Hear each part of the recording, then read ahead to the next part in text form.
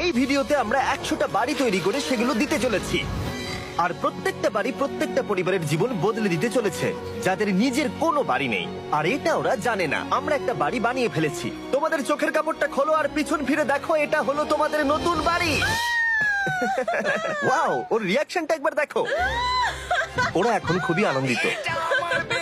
আমার খুব ইচ্ছে ছিল এদের একটা বাঙ্ক বেড হোক, আমার স্বপ্ন সত্যি হয়েছে। এটা হলো 100টা বাড়ির মধ্যে প্রথম বাড়ি যেগুলো আমরা দিতে চলেছি। প্রথম ওদের খুশিতেই আমাদের খুশি। চলো পরের বাড়িগুলো দেওয়া যাক। এই ভিডিওতে প্রত্যেকটা বাড়ি তৈরির সাথে সাথে আমরা চেষ্টা করছি এই সমস্ত পরিবারগুলোকে একটা সুন্দর জীবন দেবার, যাদের বাড়ি নামে কোনো আশ্রয়স্থল নেই। আর আমরা এই ভিডিওতে মিলিয়নেরও বেশি ডলার খরচা করছি এই বাড়িগুলো তৈরি করতে, কারণ জামাইকার এই অংশে প্রায় 5 লাখেরও বেশি মানুষ অসুরক্ষিত এবং ঝুঁকিপূর্ণ পরিবেশে বসবাস করে। যেমন পরের এই পরিবারটি, যাদের বাড়ির অবস্থা এতটাই খারাপ যে সেটা যে কোনো মুহূর্তে ভেঙে পড়তে পারে। তাহলে তুমি এটা বানিয়েছো? হ্যাঁ।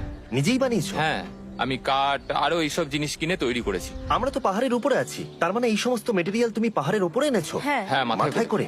ওয়াও, আমরা জানতাম এই পরিবারের একটা ভালো বাড়ির প্রয়োজন, তাই আমরা তাদেরকে ট্রিপে পাঠালাম, যাতে আমরা পর্যাপ্ত সময় পেয়ে যাই আমাদের পার্টনারের সাথে তাদেরকে একটা ব্র্যান্ড নিউ বাড়ি গিফট করতে। তোমরা দেখলে একটা পরিবার এইরকম একটা বাড়িতে থাকতো, আর এখন তারা এখানে থাকবে। আর আমি ওদের রিয়াকশন দেখার জন্য অপেক্ষা করতে পারছি না। ও ওয়াও, তোমরা এখন সামনে যেটা দেখতে পাচ্ছ সেটা হলো তোমাদের নতুন বাড়ি। তোমাদের ট্রিপে পাঠানোর কারণ হলো আমরা চেয়েছিলাম তোমাদের চোখের আড়ালে নতুন বাড়ি তৈরি করে তোমাদেরকে চমকে দিতে। চলো তোমাদের ভেতরটা দেখাই, দেখো কেমন। ওয়াও।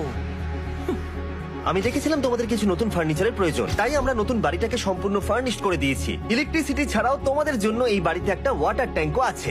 এখানে একটা বাঙ্ক বেডও আছে তোমার 2 সন্তানের জন্য। দারুণ। আর এই হলওয়ে দিয়ে গেলে তোমাদের বেডরুমটাও দেখতে পাবে।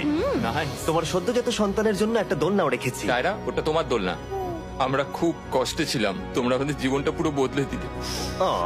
এটা অফিসিয়ালি তোমার নতুন বাড়ির দলিল। তোমাদের অনেক ধন্যবাদ। দুর্ভাগ্যজনক হলেও এরকম অসুরক্ষিত জীবনযাপন করে আরো অনেকগুলো ফ্যামিলি, এবং কিছু ক্ষেত্রে সেগুলো ঝুঁকিপূর্ণ। এইখানে একটা পরিবার বসবাস করে। আমরা জানতে পারলাম এখানে ছাদ থাকলেও সেটা কোনো কাজের নয়। যখনই বৃষ্টি হয় এখান দিয়ে জল পড়ে, এখান দিয়ে জল পড়ে, এখান তার দিয়ে। সন্তানেরা ভিজে যায় এবং ঘুমোতে পারে না, কিন্তু আজ থেকে সেটা আর কোনোদিনও হবে না। দেখো, এটা হলো তোমার নতুন বাড়ি। এই নাও, ধরো চাবি। ও মাই গড, আমি নতুন বাড়ি পেয়েছি। কিন্তু অবশ্যই এখানে আমরা থেমে থাকিনি। আমরা একের পর এক বাড়ি তৈরি করেছি জামাইকার এই সমস্ত ফ্যামিলিগুলোর জন্য। আর 100টা বাড়ি তৈরি না হওয়া পর্যন্ত আমরা থামছি না।